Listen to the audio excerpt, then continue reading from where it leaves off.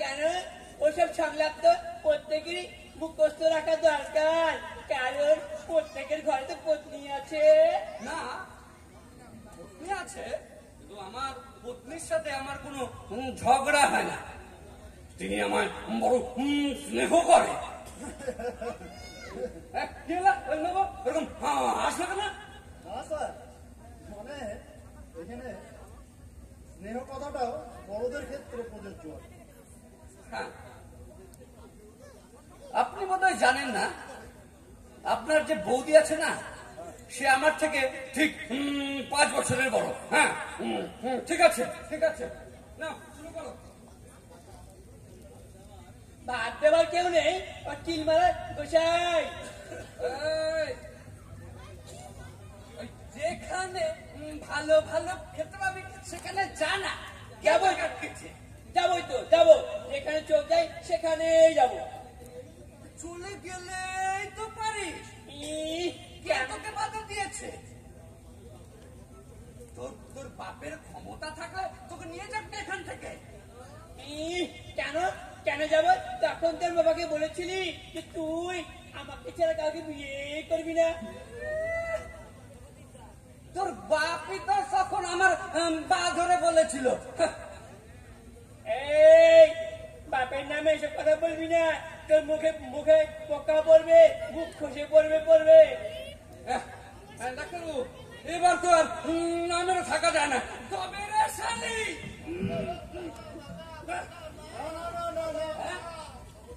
Sir, সমস্ত ব্যাপারটা গন্ডগোল হয়ে গেল। তার মানে আপনার তো প্রথমবারেই ওর উপর ঝাঁপিয়ে পড়ার কথা না। আপনি ওর কাছে মদ খাবার টাকা চাইবেন, সে দিতে পারবে না। তখন সামনে পড়ে থাকা একটা থালা তুলে নিবে, বিক্রি করে মদ খাবেন, সে দিতে বাধা দিবে, তারপর ওর গলা টিপে ধরবে। ও আচ্ছা, ওরে বাবা, এখনো এত কাণ্ড বাকি আছে। তবে জেলার সাহেব যখন গলা টিপে ধরবেন একটু আস্তেই ধরবেন। আমার পক্ষে ওসব কথা দেওয়া সম্ভব নাই। ওই মানে একদিকে মুড এসে গেলে তখন আমি সেটা কন্ট্রোল করতে পারি না, বুঝলে? যাই হোক, শোনো শোনো ছেলেমেয়েরা, আমি যখন ইশারা করবো তোমরা তখন কাঁদতে শুরু করবে, ঠিক আছে? হ্যাঁ, নিন নিন নিন, শুরু করুন বাচস্পতি। আমার বাপের নামে মিথ্যা কথা বললে তোর মুখে পোকা পড়বে।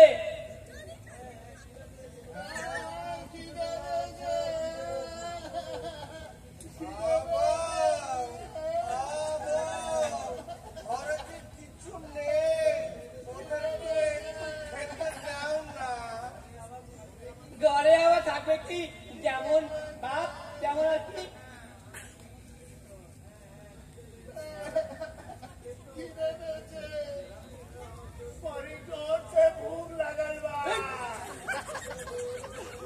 অন্য কোনো বউ হলে কবে চলো। নেহাত আমার মতন সতী সাবিত্রী আছে বলে তোমার সঙ্গে এতদিন ধরে আমি সুখে সংসার করছি। সত্যি? ওই সতীপনা আমার সামনে করিস না। তুই যদি অতই সতী হতি তাহলে তোর দুটো মেয়ে বাঙালি হলো আর ছেলে হলো কিনা ওই ছাতুয়া।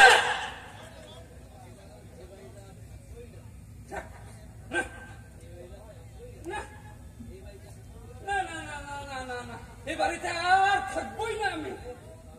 দেখ দেখ পয়সা দে, আমি মাল খাবো। দে। না না না, আমার কাছে টাকা নেই, পয়সা কিচ্ছু নেই। ওই থালাটা দে, থালাটা না, ওটা আমি দিব না, ওটা আমার বিয়ের থালা, ওটা আমি দিও না, ওটা আমি দিব না।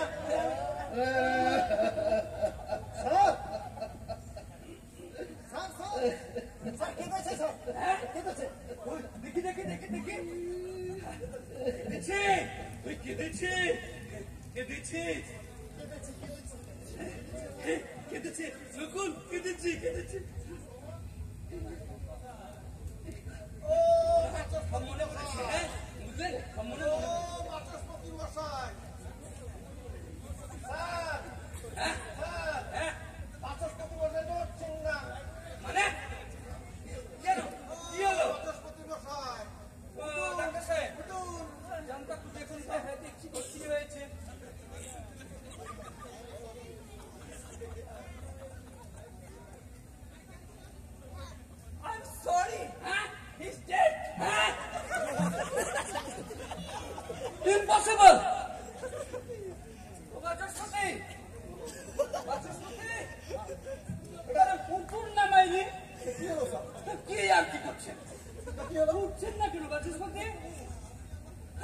আপনি আমার উঠুন ভাইরে, ভাইরে, বন্ধুরে,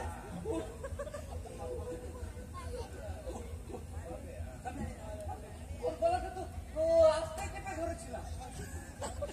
সত্যি সত্যি বলছি, আমি ওকে মারিনি।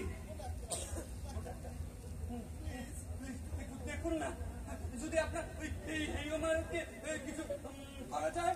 সরি জেলার সাহেব, কোনো লাভ নেই। Is already dead. না না না, ও বাচ্চা সত্যি ওঠো না। আরে শালা বাচ্চা সত্যি ওঠো না রে। বাবা ভাই আমার, ওঠ না রে বাচ্চা সত্যি, ওঠ না। একবার চোখ খুলে তাকা।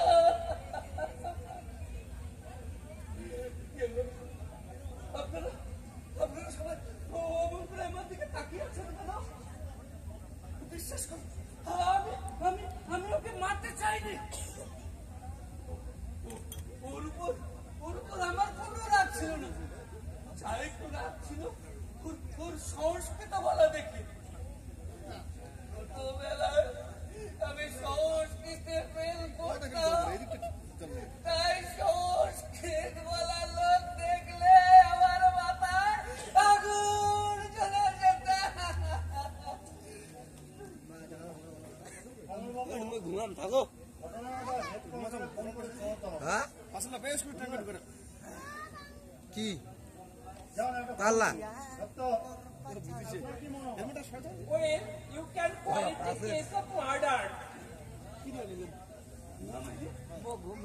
এটা মার্ডার নয়, এটা একটা অ্যাক্সিডেন্ট।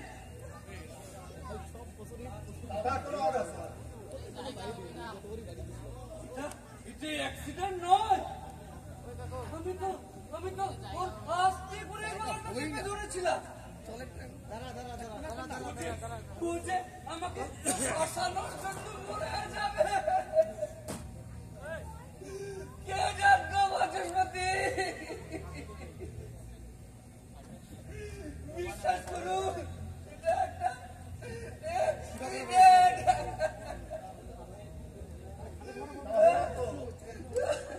তাহলে তো কমন্ডলের ব্যাপারেও ঘটনাটা অ্যাক্সিডেন্ট হতো স্যার। দুটো কেসের মোটিভ তো আলাদা। ওই কমন্ডল ওর স্ত্রী চাপারানিকে গলা টিপে খুন করেছে। আপনি তো আরে জল জল জল ভরতেছে বাচস্পতি তো মরে গেছে। তার মানে আপনি বলতে চাইছেন বাচস্পতি সুইসাইড করেছে? আমি যে কি বলে ফেলি কিছুই বুঝতে পারছি না।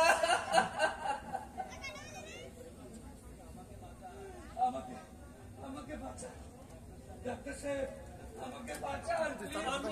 আমি আপনাকে কি করে বাঁচাবো?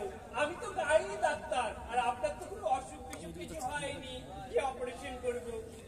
আয় ভগবান, কে বাঁচাবে আমাকে?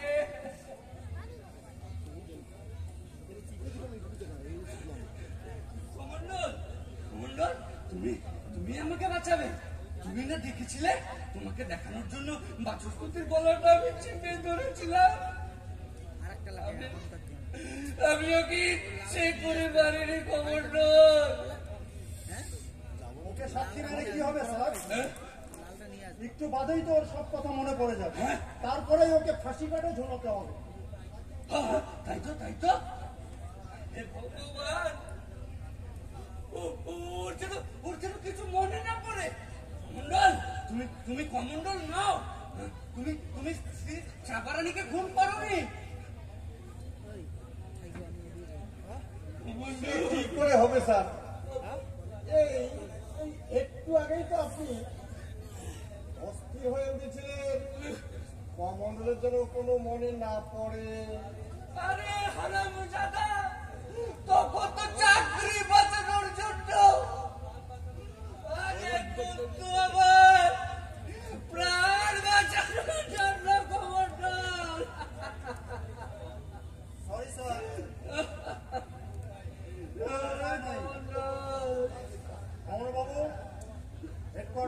করুন। না কমল, না কমল, আমি তোমাকে কত ভালোবাসি কমল। তুমি তুমি এখনই ফোন করো না। ওরে বাবা রে, কি মুশকিলে বললুম রে বাবা। আরে ও রকুল, মেম সাহেবকে গিয়ে বলো আমার আর গোল খাওয়া হলো না।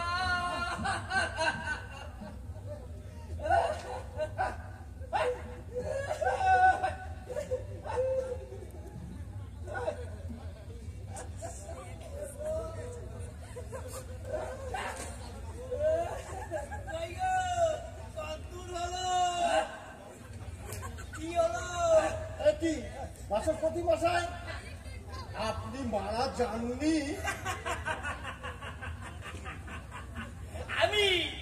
আমি তো মারা গেছিলাম, তবে খানি সময়ের জন্য। এই দেখলো ডাক্তার সাহেব আমার গলাটি জোরে টিপে ধরলো, ঠিক অমনি 64 নম্বর যোগ বল প্রয়োগ করে আখ্যানটার জন্য মৃত্যু স্বেচ্ছামৃত্যু প্রয়োগ করলাম। একেই বলে যোগ বল। ওরকম হয়ে হাসবেন বলে আর হাসবেন না, মনে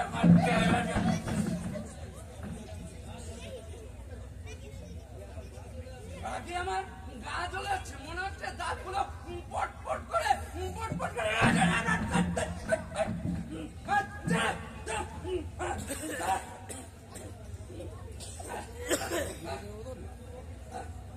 বাবু দেখুন তো কাটা কাটছিল কেন যান দেখুন।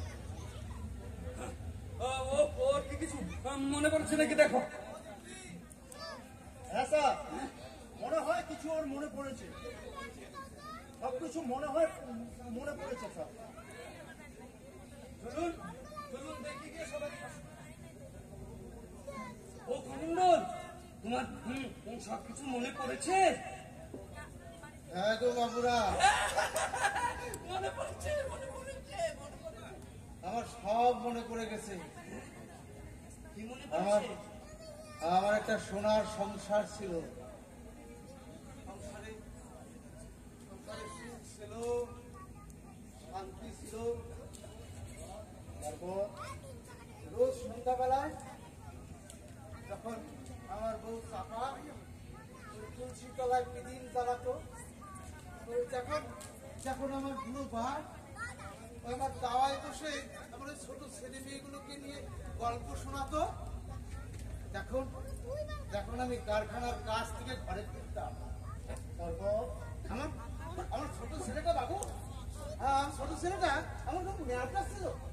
ওই আমি ঘরে ফিরলে আমার চারপাশ দিয়ে এই পোষা বেড়ালের মতো ঘুরঘুর ঘুরঘুর ঘুরঘুর করতো।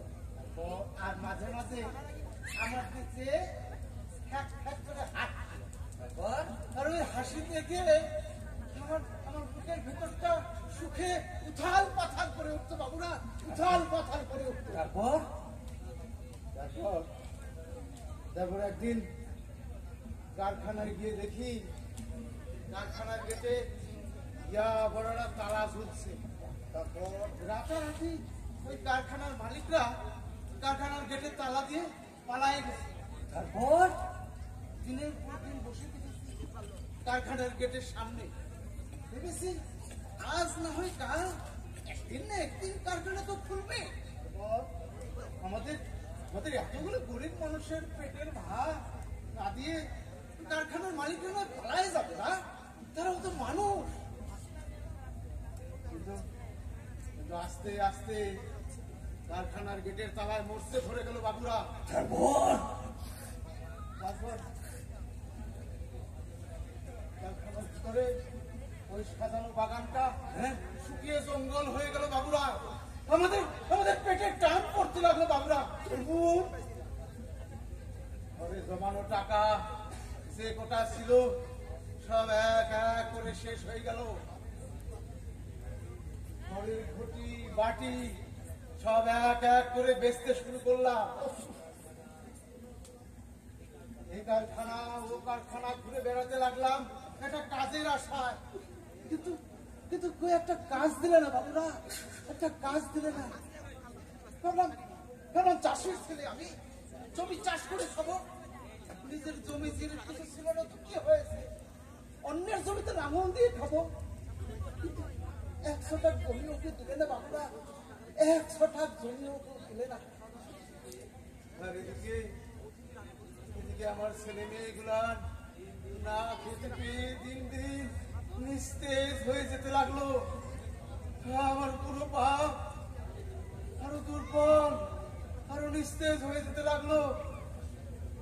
আমার ছোট ছেলেটা যে আমার দিকে তাকিয়ে ফ্যাক ফ্যাক করে হাসতো, সে হাসি ভুলে গিয়ে আমার দিকে ট্যাপ ট্যাপ করে চেয়ে থাকতো, যেন ওই দূষক দিয়ে বলতো, আমার বড় খেতে পেরে গেছে রে মা, আমায় কিছু খেতে দিলে মা।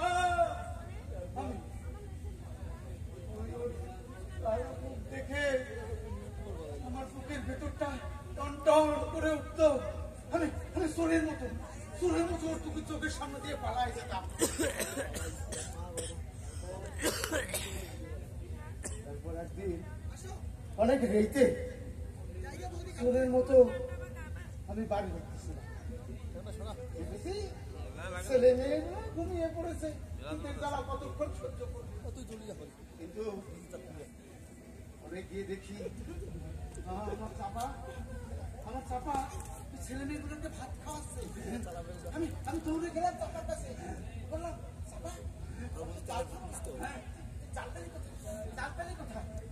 তারপর চাপা করে বললো, ছেলে মেয়েগুলার শীতের জ্বালা সহ্য করতে না পেরে ওই পাশের বাড়ি থেকে দুমুঠো চাল চুরি করে এনেছে।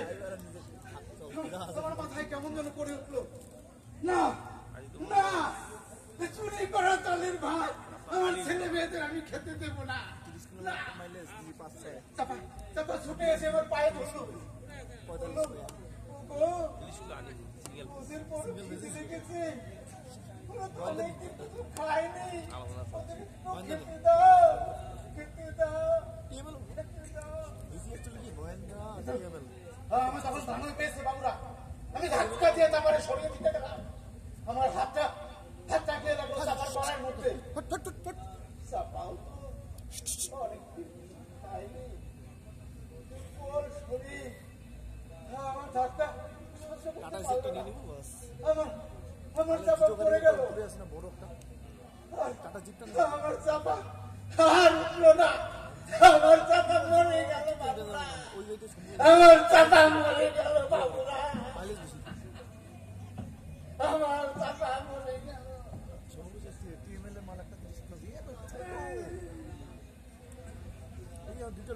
বাবুরা তোমরা আমার ফাঁসি দাও, তোমরা ফাঁসি দাও, আমার হাত বাঁধতে হবে না, আমার চোখও বাঁধতে হবে না, আমি নিয়ে চলো, আমরা ফাঁসি দাও। আমি চাপার কাছে চলে যাই, চাপারে গিয়ে বলি, চাপা তোরে মারিনি রে, চাপা আমি তোরে মারিনি রে, আমি তোরে মারিনি রে চাপা, আমি তোরে মারিনি রে চাপা।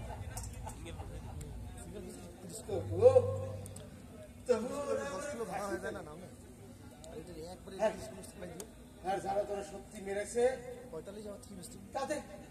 তাদের কেউ খুঁজে পাবে না রে কোনোদিন চাপা, তাদের কেউ কোনোদিন খুঁজে পাবে না, তাদের কখনো বাজি হবে না রে চাপা।